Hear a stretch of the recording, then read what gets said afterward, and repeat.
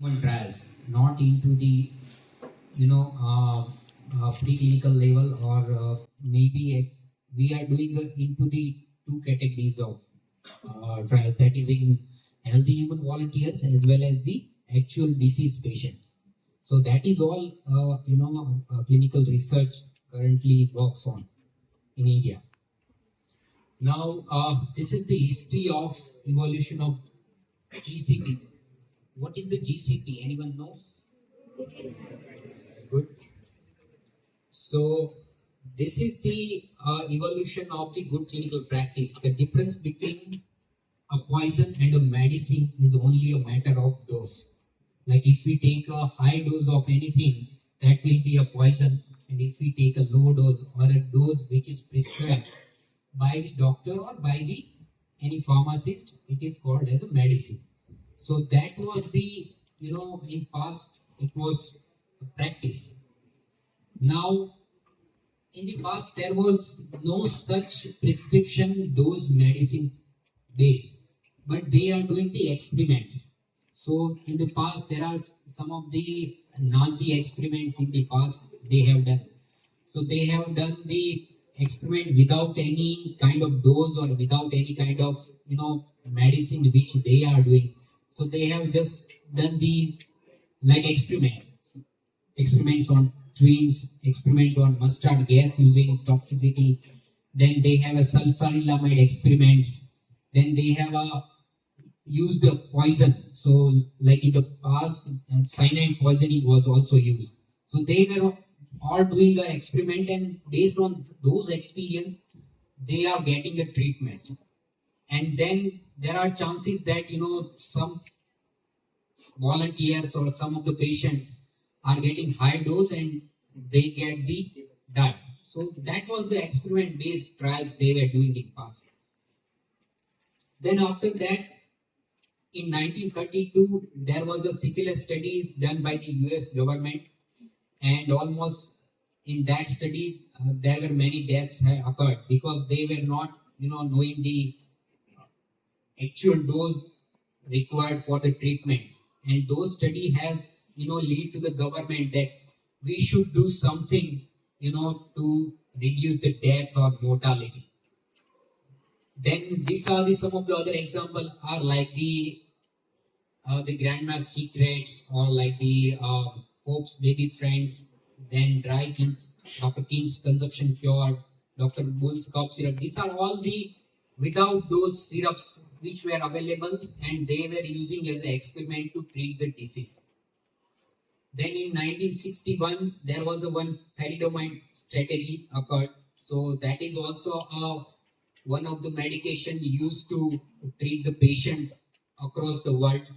And then what they have found there, after the like females which they were giving this thalidomide, they got the deformities, or the kids were like with some fatal limb deformities, or maybe mother is getting the some deformity in terms of the their in system.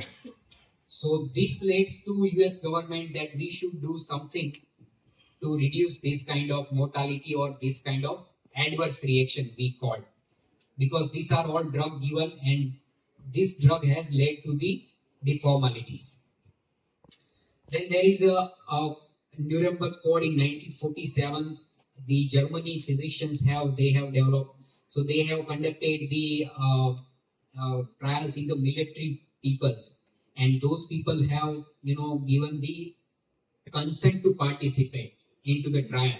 So that was the regulation came up from 1947. Then again, the US government and World Medical Association has formed, and they have developed ICGC, that is the guideline to develop the harmonized practice of the clinical trials. So that come into the Declaration of Helsinki. So what those points they have covered is like voluntary informed consent process. Then studies should be based on the good science. So there is the development of the protocol and designing of the trials that occurred. Then what kind of benefit should be they are getting? Patient should be getting a benefit over the disease, and the what kind of adverse events they are getting when they are doing the trials. Then they have a participant should have a liberty to withdraw from the trial also. So they are anytime they can say like I don't want to continue with my trial. I want to discontinue from the trial, and they are freely withdraw from the study. Then they have to develop the scientific qualified individual. Let's say like right now we have a guideline that a person who is a MBBS or above that or BDS, that person will only be a principal investigator.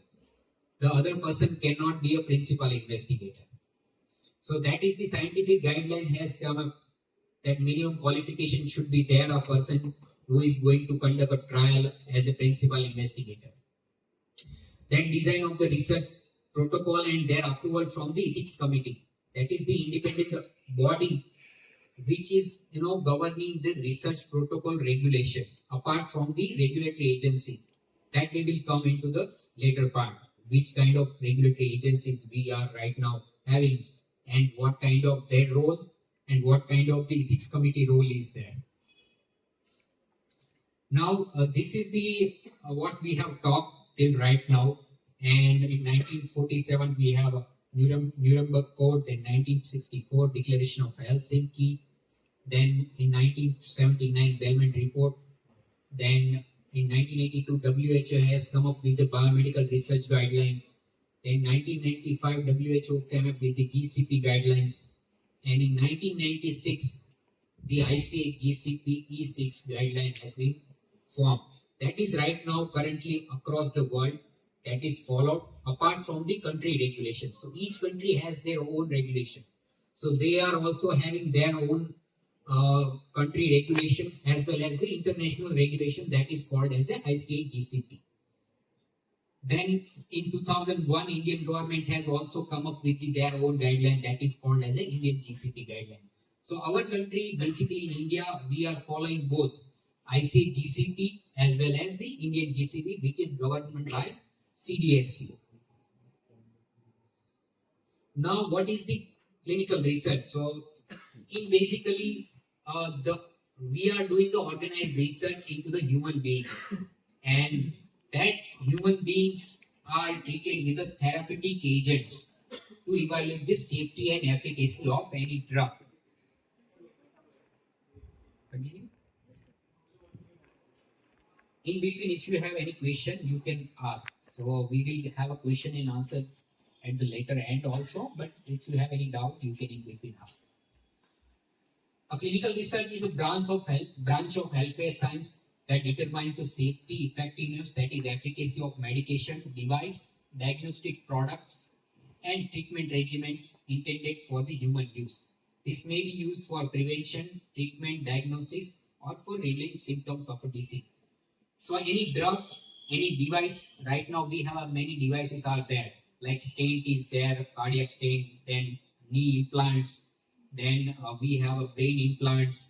So these are all the devices also come under the purview of the clinical trials itself. They need to do a trial then and then only they can implant into the human body. Otherwise there will be you have heard of graft versus host response in our curriculum study from pharmacology. So body will not accept the foreign body and it will react. So it will give adverse reaction also. It sometimes lead to a death also. So this all the implants are to be also come under the trial. Now we have India government is also very much working on the medical device regulations. So currently that is also that all the devices which are coming to India that should be governed and regulated by the regulation of the government of India. Because all those devices were tried and tested and manufactured in the foreign countries, but they are not built with the our body system of Indian humans. So they also trying to govern all the regulation, and they are also trying to do the trials in India for that. Now clinical research is different from the clinical practice. And clinical practice, what it is the person is giving the treatment that is used in a dose manner. Like if you are in a clinical practice, So like US, there is a concept that pharmacist will only be delivering the medicine to the patient, not the doctor. In India, what is the concept? That doctor is prescribing the medicine and then pharmacist is giving from the store. That is ready-made. But in the US, that is the clinical practice concept. That doctor will identify only disease, then the patient will go with their demographic age and everything, and the pharmacist will compound the medicine according to the age and the requirement. So that is the practice in US. That is clinical practice. Now the term clinical research refers to the that we talk about drug, device, or biological. In fact, any test article forms that is used for the consumer. So for those kind of drug, device, or studies, this clinical research will be done. Now, I was talking about the who all are players, that regulators, then the ethics committee, then investigators, then we have talk a patient or subject, and the most important is the drug developers, sponsors, and CRO. So basically, I am from the CRO background, and I am currently working with this US-based CRO, and I'm doing a project management oversight for the trials which are done over the US, Europe, and Asia Pacific. So these are the all key players, and we have a CDSCO, that is US organization, then FDA is for USA, then MHRA is for UK, then EMA is there is their own agency. So these are all different regulatory agencies which are conducting trials, and they are overseeing the trials on behalf of the sponsors and regulations. We are doing is right now in pharmacology, that we are doing our studies on a mice or animal or a rat or any guinea pigs or that. But that side effects of animal is not equivalent to the human. So what we need to do, we need to do our trials in terms of the human research. Now this is the current regulation, ICH GCP E6, and the R2 version is ongoing currently. So that is across the world, that version has been followed and that is ongoing. Now what is the GCP? So we have seen the term coin clinical research. Now the GCP is the international or guideline that is set up for ethical and scientific quality standard for designing, conducting, recording, and reporting of the trials that involves the human subject. So that's why the GCP has been developed. And for this, there are the compliance requirements. So all the trials which are conducted under GCP guidance, it should be having the quality assurance, then rights, safety, and well-being of the trial subject should be protected. And this, all the GCP trials, they are like having the data credibility in them. So this, all the data which is generated from the clinical trials, this data will be submitted to the regulatory agency, and this regulatory agency then will review the data, and then this data will be examined by government bodies as well as the KOL, that is key opinion leader of the country, and then only the government will give go ahead to give the approval of the trial that please you can go ahead and the market the drug into the your country and you can use into the human. And then the government is continuously reviewing the data and the trial that it is like there is any side effect, there is any adverse reactions, or there is any other kind of effect of the drug has been observed into the humans. Now these are the 13 principles of the clinical research that is in ICH GCP, that is already we have covered, but these are the basic, if we can say, book of Bible or Gita or Quran, whatever there are principle is there. So these are all principles, 13 principles, which is governed in the ICGCP. That one is the clinical trial should be conducted ethically. Second is the any trial initiated, there should be a risk benefit ratio should be evaluated. Third one is right safety and well-being of the subject should be maintained. Then non-clinical and clinical information should be provided. That is in terms of the investigational product, which is the molecule. For that there are the preclinical data and clinical data. That should be also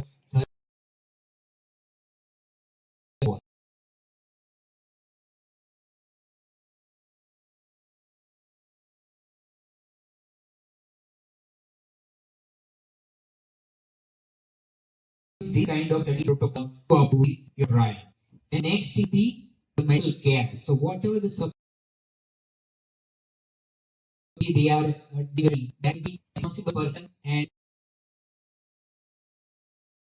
it is like a physician or doctor or it's the individual who are involved into the trial, like a called investigator, who is sub investigator that's reporting to the investigator. The third one is the like then fifth one is the phlebotomist, that is lab coordinator. Then sixth one is nursing staff, and then our investigator to conduct the trial. All should be by equation, and they should be that the, like a person who is not knowing the science and he is supporting the trial. That should not be happening. Then subject who is taking a part into the study, he or she should give person. Uh, any investigator should not take any subject to the trial. Then next one is the all clinical trial information should be recorded, handled, and reporting, interpretation, and verification should be done according to the guidelines. So, like we are doing a trial just say of the the study. We should do the trial to generate accurate and quality data. CEO or government bodies to get approved drug and confidentiality of the record. So this is most important part in a clinical trial. Should not the investigator or a should not reveal the identity of the subject. All the subject will be identified by their initial Mohit. So I will identify as a subject or participant as a MS. I will not be called by site or sub that this is Mohit. Drug we called as investigation product. That is in short IP to the good manufacturing price. So what right now we are seeing is market that from the pharmaceutical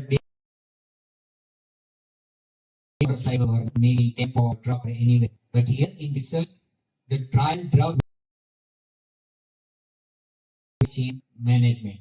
The temperature should be from facility participant. It will be a temperature logger transportation. So at each stage, the drug will be monitored according to temperature allowable limit. That particular drug from depot will not be used into the subject. So that is precision and accuracy. Then 13 one is the systems which we are using for the quality implementation. So all the system which are like if we say electronic case report form ECR, that will be the investigator side will be using as well as CRO they are also using. So each system have each individual have their own credential. It should not be like that I have a password that and I will be giving you and you are using the same username and password. So there will be no common username and password will be assigned for clinical trials. Each individual is responsible for their work. So if someone is changing some data, that person will be responsible in clinical trial. So that's why system is very much important in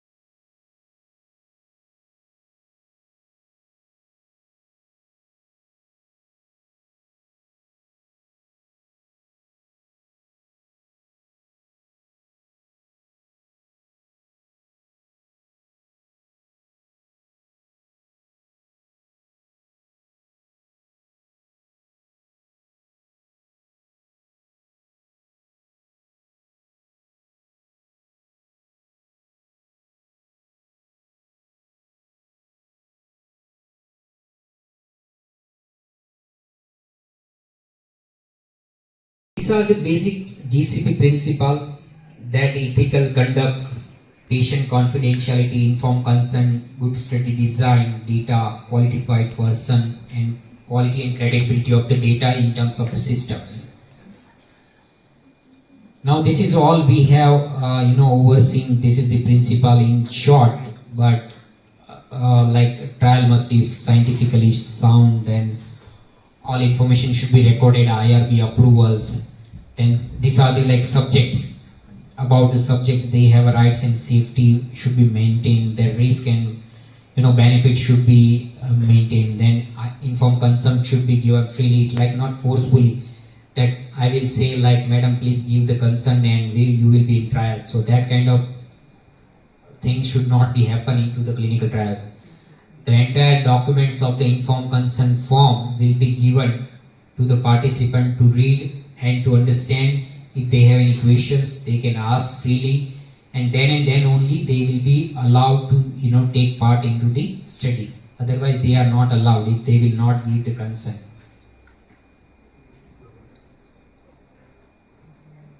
Then medical community. So this is all professional, like who are taking part into the study.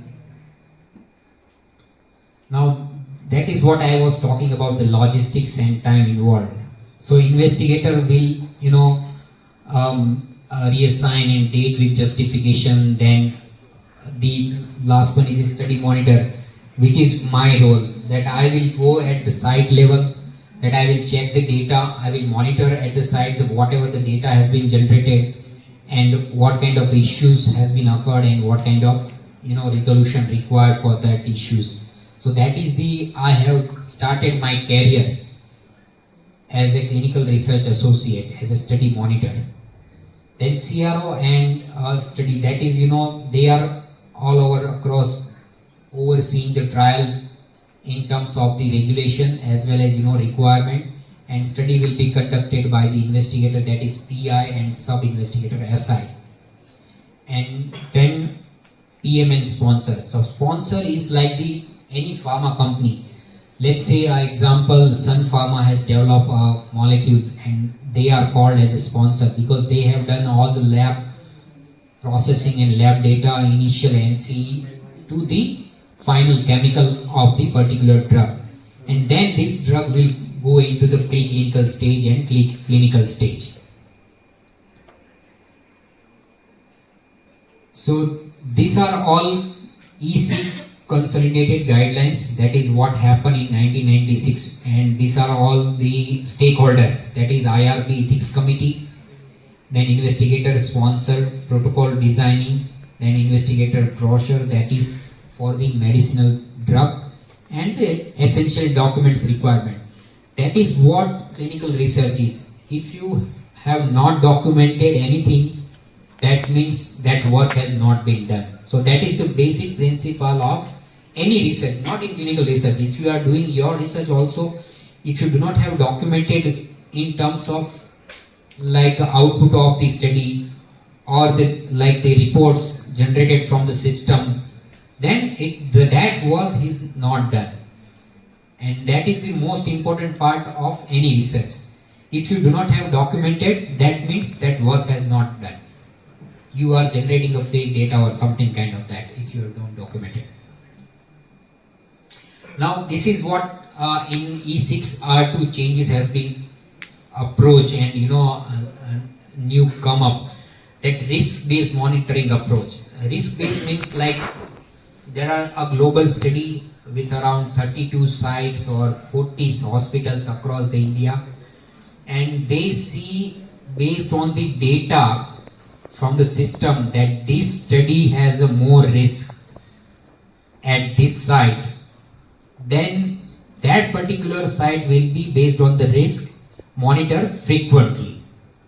Then root cause analysis, that is CAPA, we called corrective action and preventive action. Then Alcoa C principle, then electronic system verification and validation. So without validated software, we are not using any system in our laptop. We are not using any kind of freely open market or pirated software in our system. My computer only open and closed by me only in my password, and all the software also that should be used by me and only my password. No one will use my computer also. That is, requirement in the industry. It should not be that like I will be using someone else's laptop for my work. Then sponsor and CRO oversight, that is additional duty has been, in E6R2 guidance has been come up, that all the CROs and sponsors should, mutually transfer their roles and responsibility, and they are responsible for any trial related injury or any kind of that occurs.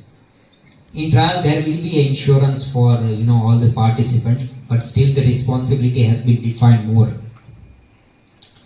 Now we come to the Indian GCP. So right now till we have talked about the ICH GCP, that is the International Regulation for Good Legal Practices.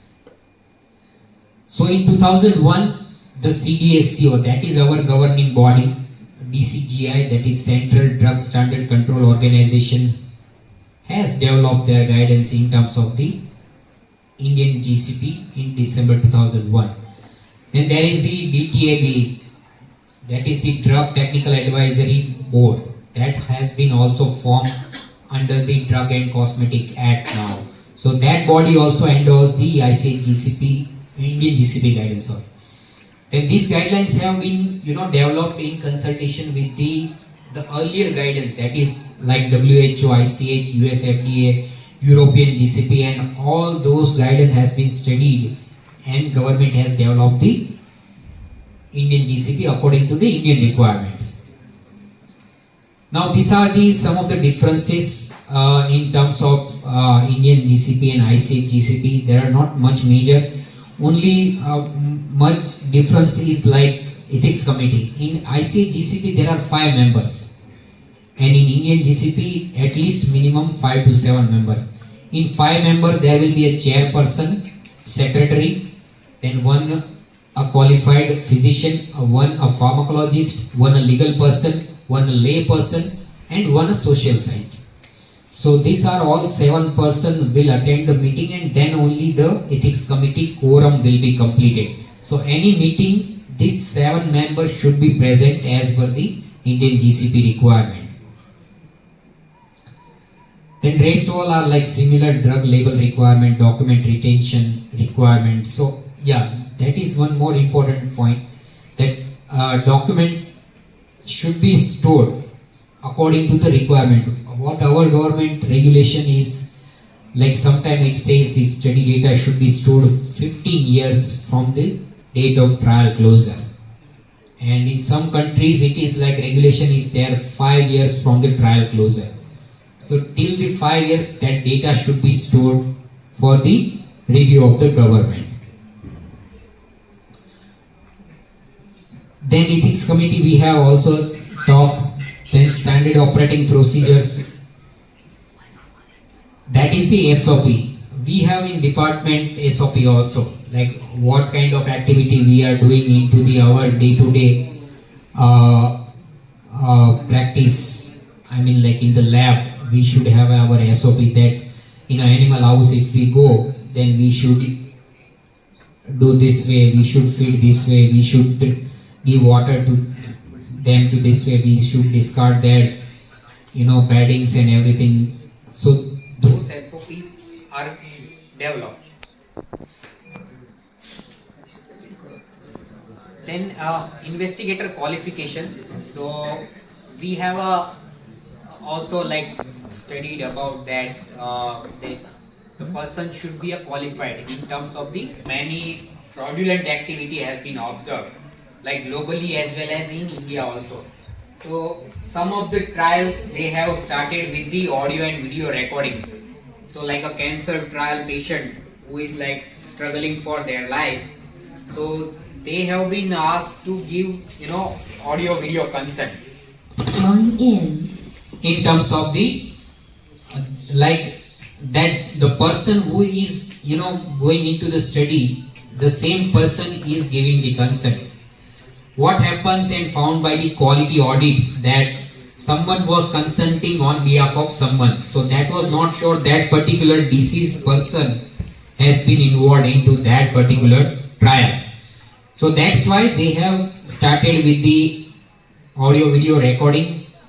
Then minimum standard qualification also they came up that a video camera should be there, a room should be there, a image is recognizable, and then a audio clearly, like any trial there will be an investigator will be taking you as a subject, that you should go with the investigator. Then investigator will discuss with you that this is the study you want to take part, these are the benefits, these are the risks, this kind of medicine will be given, and you will be taking part in terms of like a 6-month study, 1-year study. So all this kind of information will be given in one-to-one from investigator to the participant. Then storage and archival of the audio video recording, then you should be storing them at least 5 years in terms of CD or maybe USB drive or in your system. Now these are the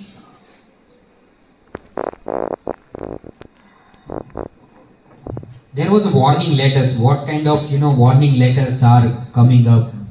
I don't see it. So these are the things in terms of like audit findings. So FDA will inspect. You have heard in the pharmaceutical industry that US FDA has visited the plant and they have given the audit observation or no audit observation.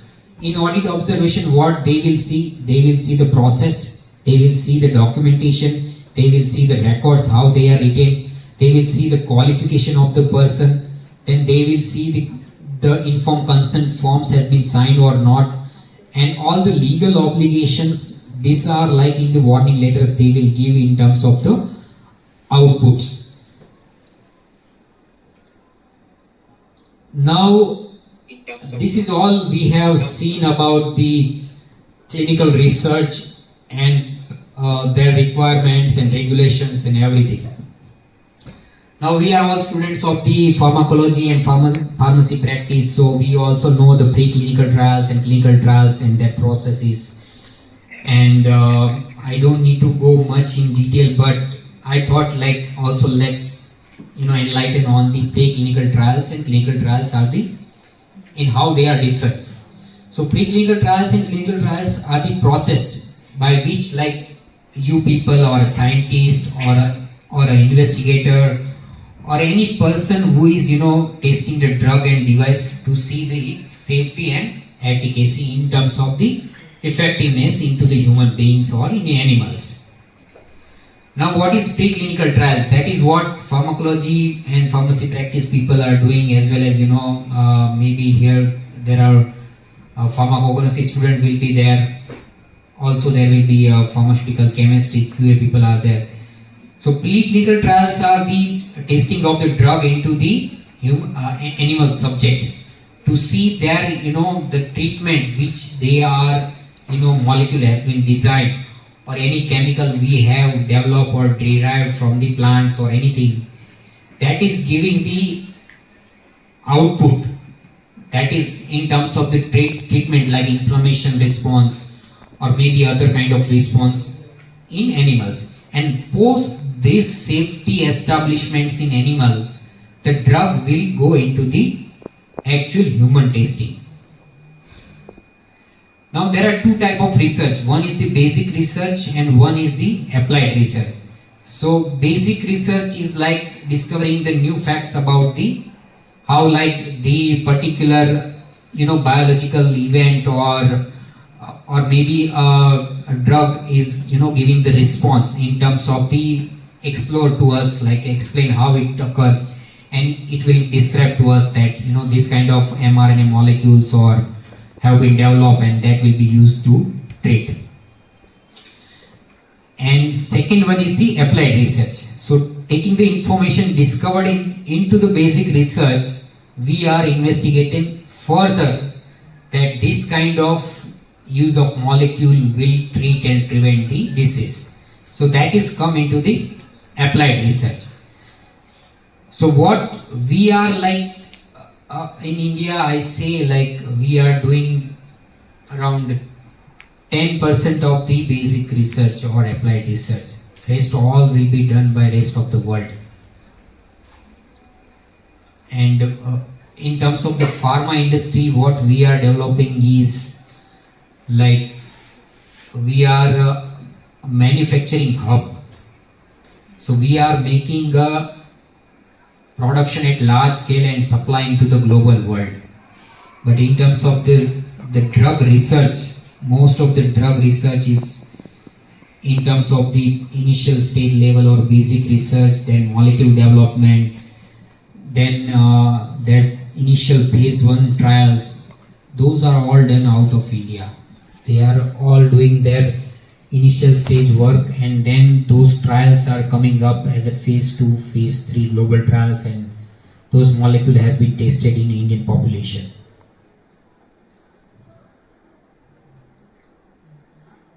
Now this is the stages of the preclinical molecule, which we are like identify a drug target, then develop a assay, then screen and drug assay. That is what we are doing in pharmacology. Then toxicity dose and effectiveness doses establishment, and then getting approval as an investigational new drug. That IND will then go into the clinical trial stage. Now what we are targeting is a drug or maybe a genetic molecule or maybe a cell line structure or anything or stem cells. We need to select a particular target, and that is all done by the scientists who are developing a technique, like you people, or maybe a scientist in our corporation, or maybe a government scientist. They are targeting a particular disease. Now this is what we have learned, the objective of the research, clinical research, that is designing of the particular therapeutic drug, and then find the way to how to treat the disease, and then determine the safety and efficacy, then develop a new drug, and then scientific data has been generated, and that data will be submitted to the government, and drug will be marketed into the use of the human beings. Now we come to the clinical research that I initially talk about, that it is done on the healthy patients as well as on the healthy volunteers. On a diseased patient and on a healthy volunteers. So what is the difference between here is called VA as a clinical trial versus BA studies. Now these are the phases of clinical trials we have, that is phase 1, phase 2, phase 3 and phase 4, and then in phase 4 it will go to marketing. Then this is the healthy volunteer study, that is we called as a BAB studies, that is bioavailability and bioequivalence study. So what happens here, like they are trying to see the rate and extent a molecule is getting the on the systematic pathway and circulation. So what happens, like a drug will be injected in, or maybe drug will be taken by mouth, then it will go to stomach, small intestine, then absorption, large intestine and excretion. Similarly, if we are giving in bloodstream, then it will go to the bloodstream, then kidney, excretion, liver and metabolism. So this is the BAB studies pathway, that either you are giving orally or injectable, and then in a BAB study they will be measuring the equivalence. So there are two substances, one is the test substance and one is the reference substance. So in BAB they are giving the test as well as the trial drug, and the reference product which is already into the market. So what India is doing right now is they are waiting for the expiration of patent of particular drug that is developed by the global companies, and then that drug will be manufactured again the trial drugs. So both comparison of the efficacy and safety of the particular drug has been done into the BAB study. Once they establish that this drug is giving the same response and same efficacy and equivalence to particular test drug, and then they will manufacturing the test drug in India. So this is the reference and taste drug concept. Then the experimental studies, which we called as a clinical trials in terms of interventions. So that is what in trials we are doing. These are the phases of trial I want to explain in detail here. So in phase 1, like there are small number of populations. So healthy volunteers or maybe a disease volunteer, if like a disease is like cancer or anything. So in that kind of patient, those drugs are very cytotoxics.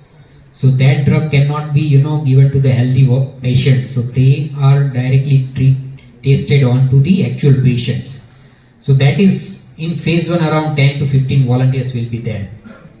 Then in phase 2, it will like if they establish the safety of the particular drug, they will go to the phase 2. In phase 2, it will be like around 20 to 50 subject will be or participant human beings will be enrolled into the phase 2. So in phase 2, they will decide the dose ranges, like which kind of dose it is effective or which kind of dose is good for the human beings. So there are multiple doses they try, 2 milligram, 4 milligram, 8 milligram, like that. Then third one come to the phase 3, that is the large study. In that particular study, like around more than say 100 to thousands people are enrolled in phase 3 trials. So in large scale, they see the treatment outcome in terms of the efficacy and safety of the drug. Once this phase 3 trial has been completed, then they will go with the data with the regulators and they submit it to the government organization like CDSC or DCGI to get the particular product marketing approval. So that is the post phase 3 requirement. And phase 4 is the called as the post marketing in generally. Once the drug has been approved into the market, the drug will be continue into the market, and the outcome of the data in terms of the phase 4 trial will be collected from the different doctors or different investigators or like directly also from the patient. Now this is all I have discussed about the part of the clinical and preclinical concept. So now actually this question comes when you come out from your education, maybe like B Pharm, M Pharm, or maybe PhD or any kind of education you complete, and you see your opportunities as a student. What kind of career opportunities as a student you will be getting after your course? So these are like some of the roles which are in clinical trials as well as into the regulatory agencies or regulatory organization, like chemist as a pharmacist shop, then also drug regulatory affairs. Then some of you might go in government jobs like drug inspectors or maybe ICR or ICMR scientists. Then some like go into the pharmacovigilance, that is the post marketing data that is generated by the government after drug has been into the market. Then other role is like you will be a technical advisor also, some of the having the very sound knowledge of the technical experience. Then other opportunities is now we are now things are developing like the foreign countries, that clinical practice concept, that is also some of the hospitals trying to establish that pharmacists should dispense the medication only, not a other unauthorized person. So that is also like coming up concept that in India, and how it will be successful based on the our systems changes and government regulation will be stringent and that kind of things. The other one is the forensic pharmacy, that is also people are trying to make it when some like accidental cases, murder or death or that kind of things. Forensic pharmacy is also in establishing their footprints. The other one thing is device trials. So that is also now India is coming up with the more stringent regulation and overseeing of the medical device studies as well. So that is also one of the area where you can take your career. Now these are the different roles in clinical research. The first investigator, then coordinator, project manager, medical monitor, clinical trial assistant, clinical research associate, medical writer or report writer role, then phlebotomist or pharmacist, nursing role, then bioanalytical role, QA role, then regulatory affairs, clinical data management, biostatistics, and pharmacovigilance. So these are all the roles which you can, take it after your education completion, or maybe you are interested in some of the roles you can try from the year, let's say after completion of the first year. You should try to establish that in which area you want to go. So you will get idea from the initial first year that I want to do this, I want to do this, I want to go in this area. And then you make I say like from first year you thought that I will be taking a pharmacology course, then I will go into the maybe basic pharmacology research, or maybe clinical research, or maybe like any academics. So these are all thought processes you should start from the first year when you take your admission in MPharm.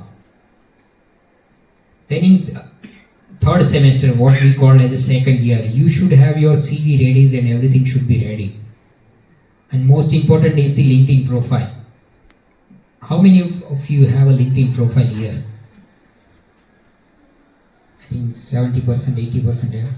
Those who don't have, they should have your profile updated with your education information, your experience, your project work. You can add it, your achievements, like in terms of anything, like if you have organized a seminar, or if you have volunteer for any kind of activities in college level, all those you should add into their profile, your profile.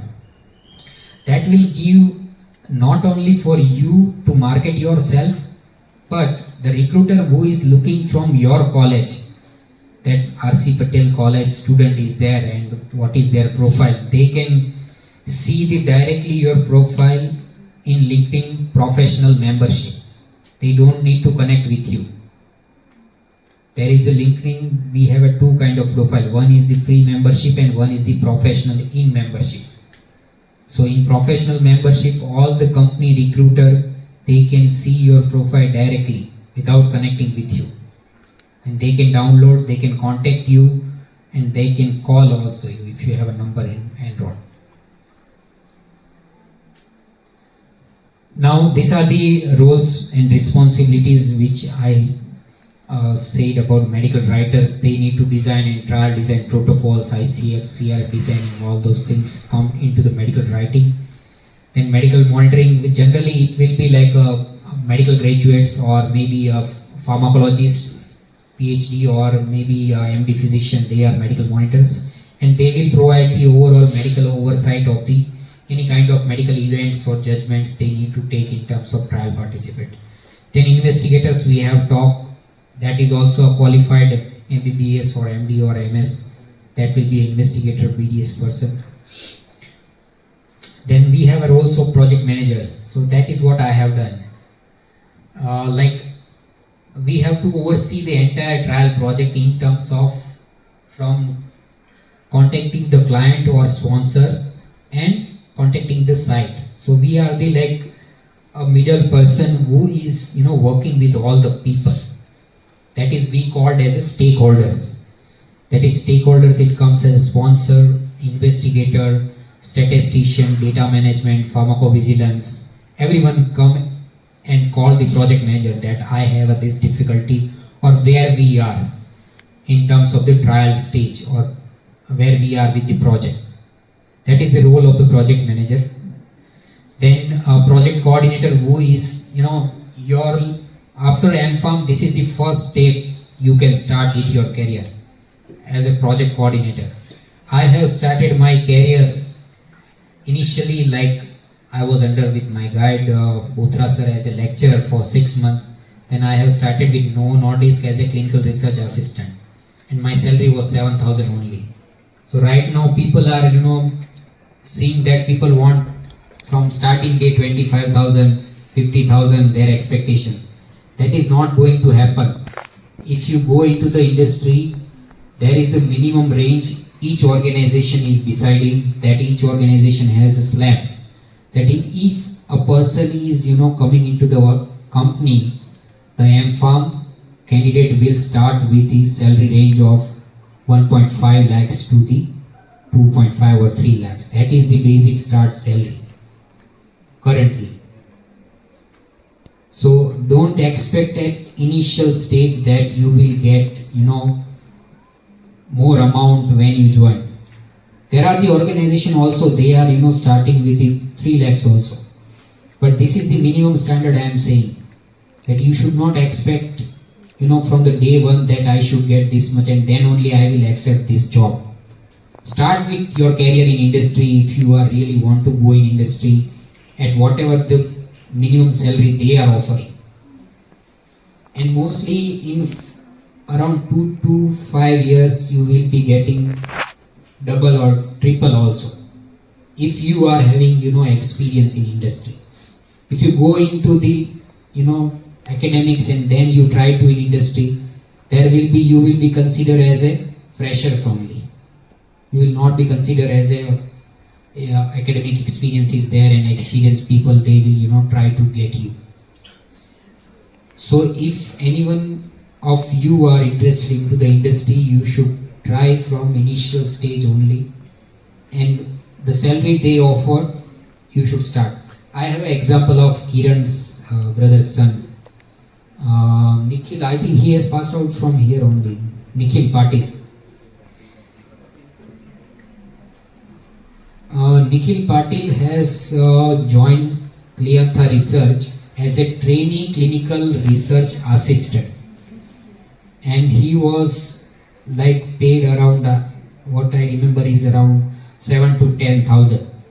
So within 6 months he has been now going to a permanent employee from 22nd January onwards, what I got information, and he will be paid in range of 3.5 to 4.5 around.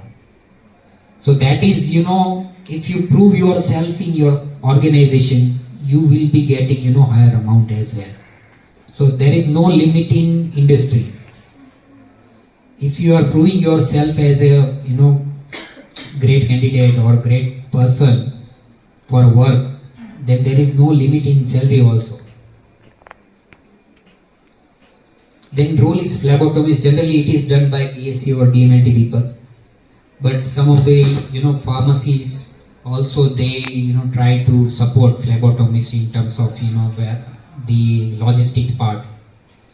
Then pharmacist is our important role, which in terms of dispensing of the test drug, then standard drugs and everything. Then we have our nursing also, like they are supporting to the investigator. Then analyst and bioanalyst. So this is basically the pharmacology people also go in this. Then pharmacy practice, then pharmaceutical chemistry people, QA people also go into the as an analyst role. Then CTA, the role which I was talking for Nikhil. Then clinical research associate. From CTA to CRA, I have started my career in Novo Nordisk. That is, initially I joined as a trainee CTA, and then they have confirmed me in 1 month as a CRA. So I was, remote based in Ahmedabad. So our work is to oversee the trial as a monitor and inspect the data what doctor has generated. Then those data are actual and they are real-time data. It's not like that I have done the work today and I have documented tomorrow. It should be documented when data has been collected and with date and sign. So that is the requirement of the industry. Then regulatory affairs, that is also like you can choose as a career in terms of the like regulatory filing. Some of the people have regulatory filing documentation in terms of their hobby, that I am very perfect into the documentation. Those people can go into the regulatory affairs department, because that is the document which is prepared for the government as a dossier, and it should be very accurate without any error, so that drug approval and their process will be hampered without delaying timelines. Then clinical data management, that is the electronic data capture system, EDC, which we called as a ECRF, electronic. Whatever the data which we are generating at the site or hospital, that is all transcribed into the electronic data capture system, that is EDC. And this data will be monitored and observed by the people which are doing a role in data management. So M-Farm people are there, B-Farm there, even BHMS, BAMS, BDS people are also in this role they are trying. Then biostatistician role. In general, I have seen that people with the pharmacy background or statistical background, they generally go into the biostatistician role, and they are like maybe doing one additional course of the statistics, or maybe directly they are learning themselves and they are getting a job as a biostatistician in industry. Then this is the QA role, that is the versatile in each and every industry of the pharmaceutical, like in CRO or in sponsor side, or maybe in small pharma organization, QA role will be there. So QA is generally, I have seen that female candidate more prefer to go in QA role because they don't want to either change or they don't want to travel somewhere. So that role has been preferred more by the female candidates. There are also male candidates also, they go in QA role also. But that is the on-site quality audits. So they need to travel a lot and they have to inspect the site. They need to see the data over the on-site visit, what FDA and all the government agency go and do. The report writing role, that is the post-clinical trial. Every trial has a one report, like our thesis. Once we do our thesis project, we need to write a thesis, and that should be submitted to the university, and then only we are getting our degree, right? So similarly, for clinical trial, there should be a report should be prepared. That report will give in and out of the study, and that data will be submitted to the agency for approval of the drug. So those who have a good writing skills as well as good knowledge of the terminologies in terms of scientific terms, disease terms, then physiology terms, those are interested in writing, they can make a career, and this is a very good option that you can work from anywhere, like remotely also you can work. There is no need to go to office in report writing role. Next one is the pharmacovigilance, that is the post-marketing data study.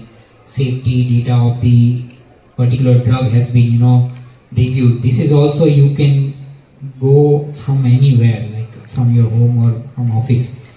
The pharmacovigilance career is also a good one. Now we have a Q&A session, and thank you very much all for listening me peacefully, and if you have any questions related to the query or any kind of question if you are not able to get during my session, we can discuss right now one by one. Anything you need to, any guidance related to your job careers, interview, or maybe how you want to go, what should you prepare. Apart from this topic also, I am happy to share whatever the knowledge I have in terms of the interview preparation also. I will guide you. So don't think that you should ask the question related to the clinical research only. So ask any question. Thank you, sir. First of all, giving such informative session about the clinical research. So basically, sir, my question is about as a fresher, I want to get a job in a role of a clinical research associate. So as a clinical pharmacist, what basic knowledge should I carry to pursue that job role in industry orientation? Sure. Basically, you are in a clinical practice pharmacy course, right? Yes. So you have a clinical research related, some trials related education curriculum, or maybe any kind of theoretical sessions will be there. Yes. as a clinical pharmacy course, if you are getting like a supportive practical experience in terms of any hospital nearby or where you are basically located, if you go in vacation, right? Some of the nearby hospital, if you find that there is a trial ongoing and you can just with your reference or someone's reference go and oversee how the trial is conducted, how the trial is done, and get the on-site practical experience, that will be helpful to get the knowledge as well as experience that which field you want to go. So one suggestion I will give you this. Second thing, while you are preparing for the your third semester or maybe your dissertation time, just go through the material available over the internet, as well as also there are the trial design freely available on CTRI website, government website. There are how many trials ongoing across the India, that is freely available for you. You can see which hospital of your city is taking part in which trial. You can see easily with your free access. So that kind of search you can do it and find out and go over there. And what kind of studies are ongoing. So create your interest in that. Let's say like currently globally oncology is on the top of the world. That is trials are ongoing. Second number is cardio-diabetic studies. So all cardiac and diabetic population are day by day increasing. So that is the second population studies ongoing. And third one is the neuroscience. So these 3-4 indications which are like globally they are accepting more. So get the therapeutic knowledge of that particular disease area or that particular physiology or whatever the information you can get. So and what happens that you have a knowledge of all the requirement as an interview candidate. So you need to prepare from third semester onwards, or maybe at the max at the fourth semester you should start searching yourself. Not like the organization or institute will they are trying the placements and everything at their end, but you should try proactively at yourself also. That identify which CRO are there, which organization, which center is CRO is close by to. Some people are having homesickness tendency. They don't want to go out of their periphery. Especially in females I have seen. They don't want to go from hometown to the other city as well. So those kind of tendency you should leave it when you are starting your career or making your career. So try to get the jobs wherever you are getting. Don't think about location. Many people are coming from far away location to study here, right? Similarly, you should go at that location to do a job. And once you are a well experienced, let's say 2 to 5 years experience, you can try to come back to your hometown or nearby your hometown. I have started in Ahmedabad, but I have landed in Bangalore and US. So I have not thought that that I should not go to the Bangalore. Why I should go? Because by train at that time we used to go 36 hours from my hometown in Bhavnagar to Ahmedabad to Bangalore. So I have not thought that why should I go there? But I want to make a career in clinical research because my dissertation was purely in clinical research.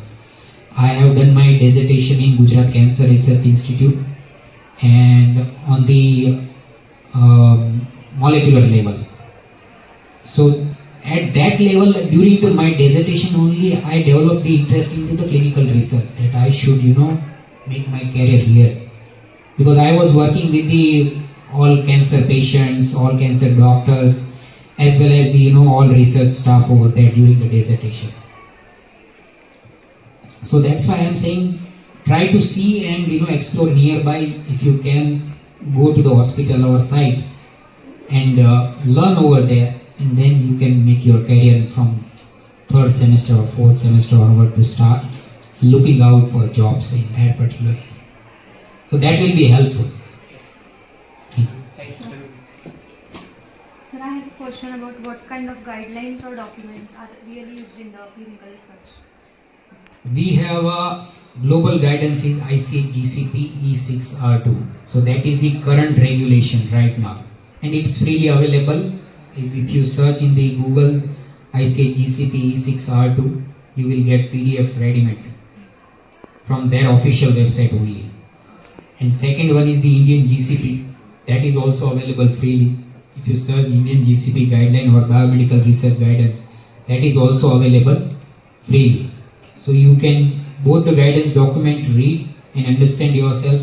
And if you come across any kind of difficulty or question, my information is with department. Anytime you can reach out via email or via phone calls. So I am available. So that is what I can say to learn selfly. And there are ready presentations also available. That if you want to learn in terms of quickly or without reading the entire guidance also, you can see the step-by-step presentation also. As a fresher, in which area we should start our career? As a pre-clinical scientist or as a clinical scientist? See, this is good question. I said, but I would say, what is your interest first of all? Thought on that where you want to go, either as a clinical research or as a pre-clinical research. Because as I said, like pre-clinical research is having the limited number of organizations working on that, as well as number of opportunities are limited. Whereas clinical research is having the multiple roles for you, and you can go into that direction also. So thought on that, like where you want to go. Some of the person, they have an interest into the preclinical only. They want to learn and explore with the animals, and they like doing the dissections and everything, and they want to explore more and more on animal studies. So they go into the animals studies only. So that is development of your interest will be the first point. Second point, if you think based on the whatever the you are getting the education and you are doing that, I am doing a study in pharmacology and then I will go into the clinical research human area. So that is the second thought process, that it will be your like or dislike. But start to thinking on from third semester onward, not at the end.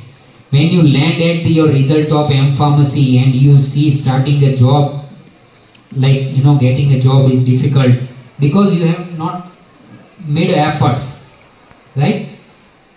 So if you want to start your career at the end of the day, when you have your results or when you complete your course, and without results also many people are joining in the industry. They are awaiting the organization HR will say like, it is fine that you join right now, whenever your results will come we will see, and we will make you a permanent at that time. They will hire you as a trainee.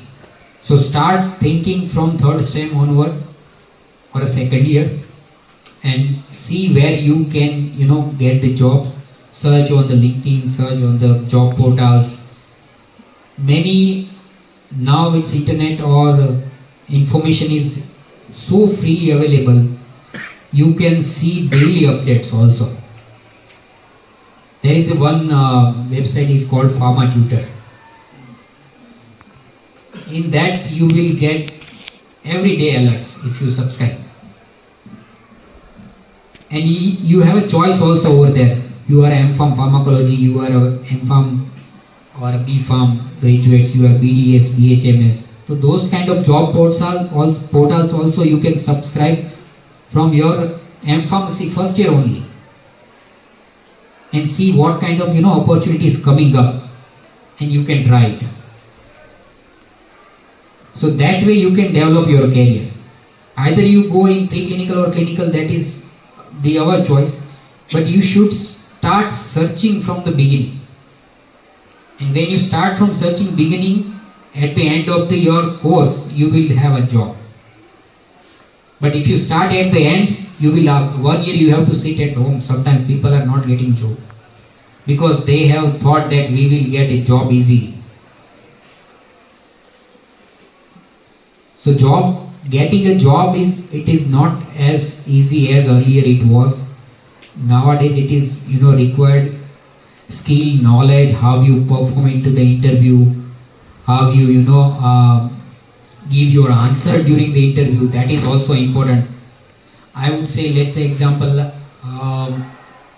when we start interview of any candidate, so we will ask initially their basic information, no? From where are you, what are you doing, what you have done, education, family background, then where you are staying or what is your native place, why you came here, like that. And then we ask technical questions. They try to make us around, or like they say, whatever we have asked question, instead of they are giving the round answer. So interviewer will basically know that he don't have any knowledge.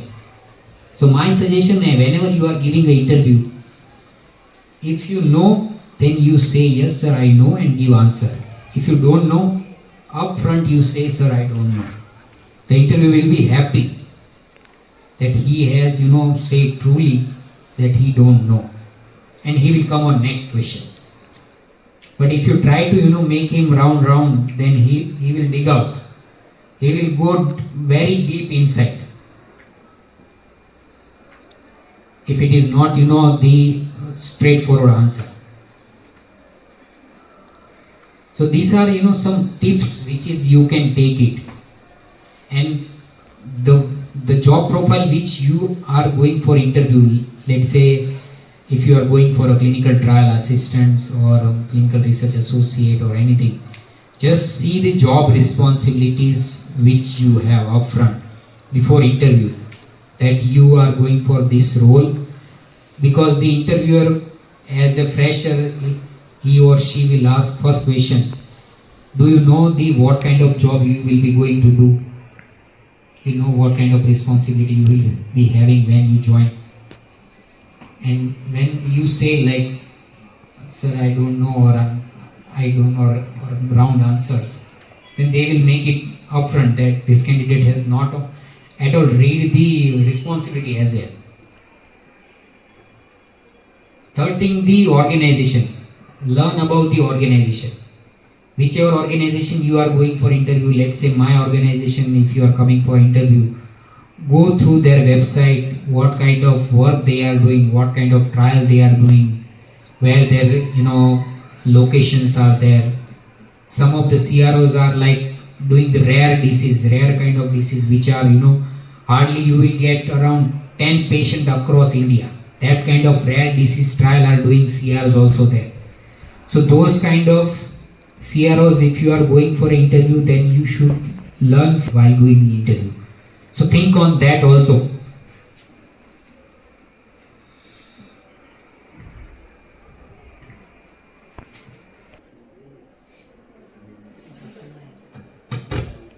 Hello. Sir, I'm currently in my second sem. So, what extra activities apart from my academic career, academic studies that I can do to boost my career whenever I will start in clinical research? So you are in second sem, right? So first year student. So you can, in terms of if you have a specifically interest into the clinical research, then you should see this guidance first. That what are the ICGCP guidance and Indian GCP guidance.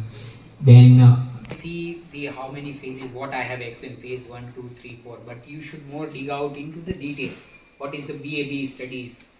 Those kind of readings will helpful to get the additional knowledge apart from your curriculum knowledge. So whatever you are learning into the curriculum, that is all there in your curriculum, right? You need to learn and you need to pass exams and everything you need to do. But when you want to go into the career as a clinical research assistant or associate, you should learn about that particular clinical research requirements. So basically I say GCP guidance is the best option, that it will give entire knowledge about the clinical research. So you can read that in your free time and you can learn clinical research.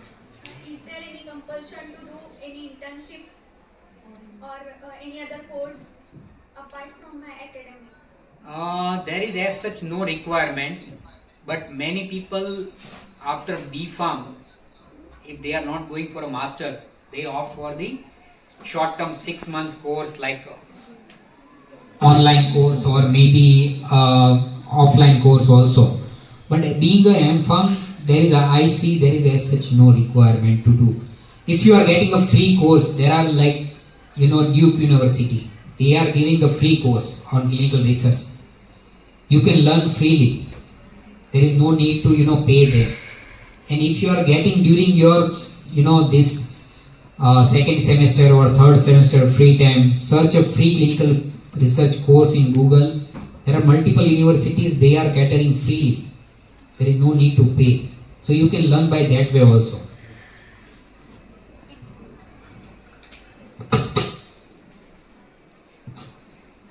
What are the roles of QAs in clinical research and their responsibilities? Sure. QA person is like, they are generally overseeing the data quality. So at a site level, let's say as a hospital, I will say, when they will go in the hospital, what they will see protocol has been followed. They will do thorough audit of the data. They will see the site facility, like you have, if you are a pharmacology student, you have a CPSC inspection, right? So they will see entire facility. They will see each and every document. They will see how you have maintained the temperature of the room, the mice has been kept or guinea pig has been kept. They will see the storage of their food and everything. They will see the sample storage which has been drawn from them. So all these things will be, as a quality auditor person or a QA person, you will go at site, you will see, verify, then you will prepare a report on that this many observations or findings I have seen and these are okay. So that role will be as a quality assurance auditor, your will be. That is at site level. When you come to the CRO or a pharma company level, you will see the internal processes, that how the protocol has been developed, how the regulatory approval has taken. So all those documentation work audit you will do. And if there is any observation, you can share with the project manager, and there will be a corrective and preventive action. That is we called in industry as a CAPA. So CAPA action will be taken and then the issue will be closed. So that is the role QA person will do. But basically in clinical research it will be a documentation entirely. And if you go into the pharma company or like a production unit, there will be you have a on-site observation as a quality. Like there are the batch preparation is ongoing. Let's say manufacturing of tablet is ongoing. So how much quantity of powder has been prepared, how many tablet has been come out, then it will go to the dissolution testing, then it will come after approval that product is okay, then there will be a packaging, then there will be labeling, then there will be a final box preparation and everything. So that is the ongoing QA role is also there. So that is also can be done.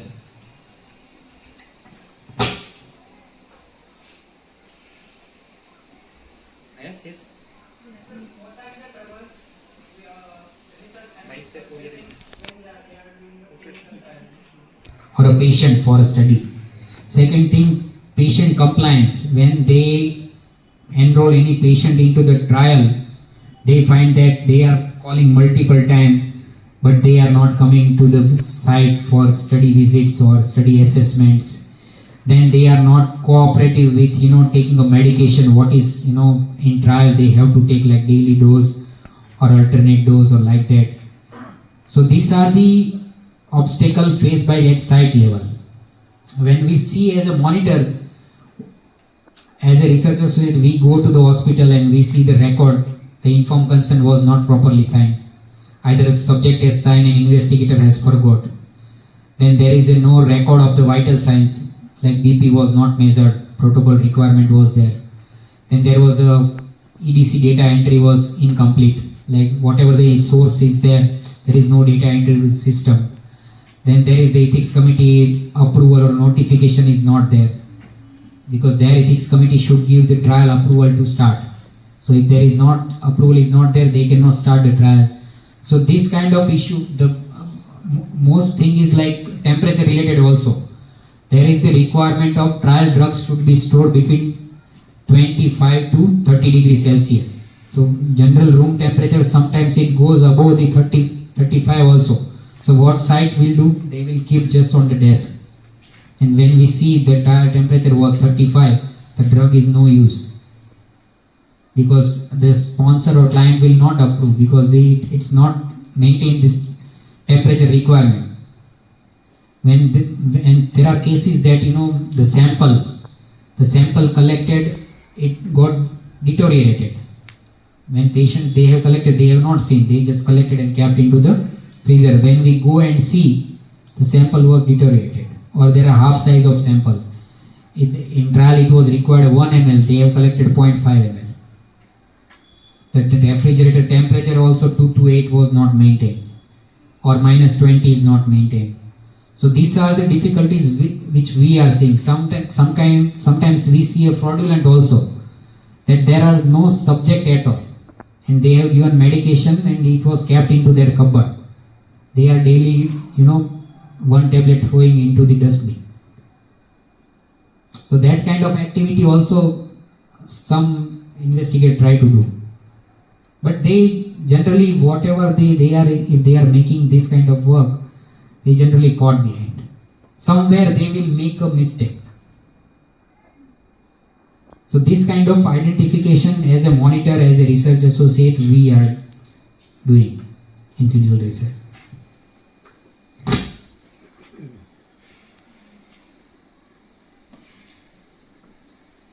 Continue question.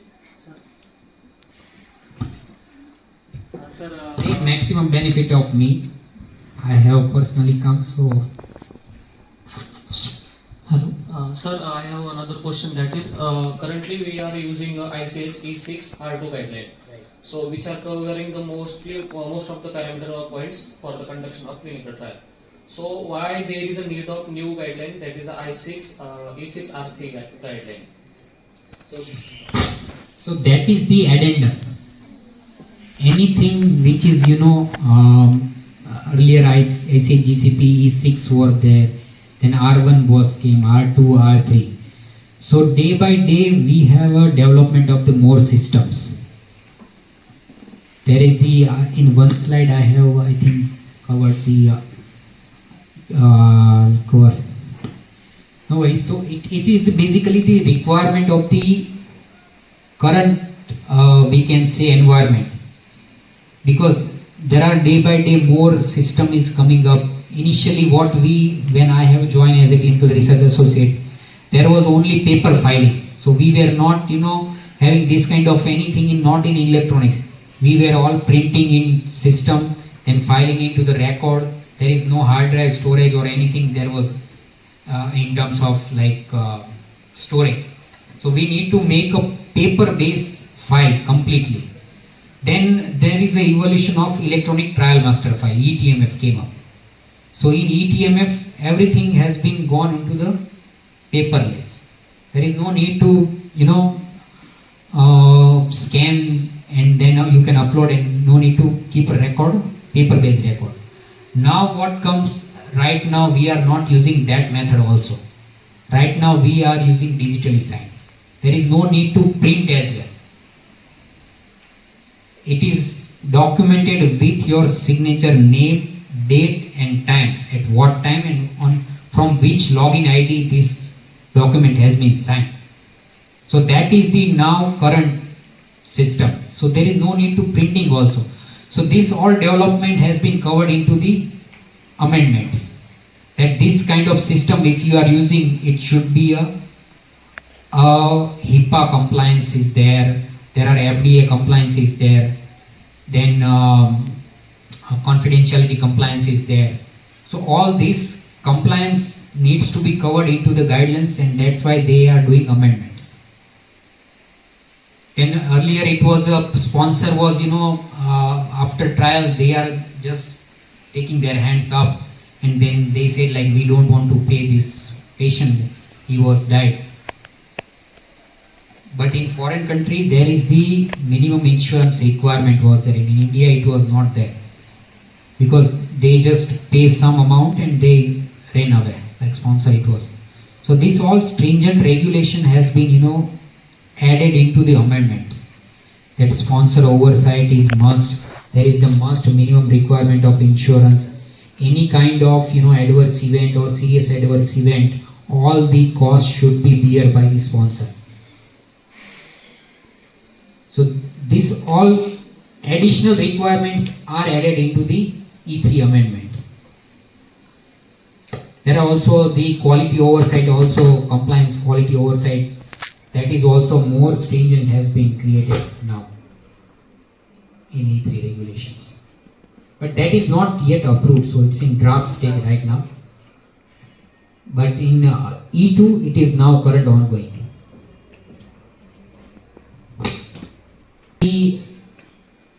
Some of the tips we can say: a mock interview you can either see at online or YouTube, or maybe some of your friends, not like known but unknown from each department, you can conduct a mock interview kind of question answer sessions. That is also helpful.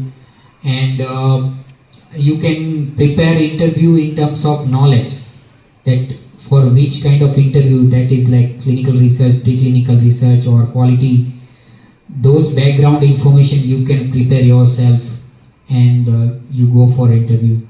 Apply for the jobs and try to see based on your BPharm education you are getting any calls. So that is also, you can got a chance to give a mock interview, and during interview also you can say that I am pursuing right now I am pharmacy, or that kind of. So that is also helpful. Do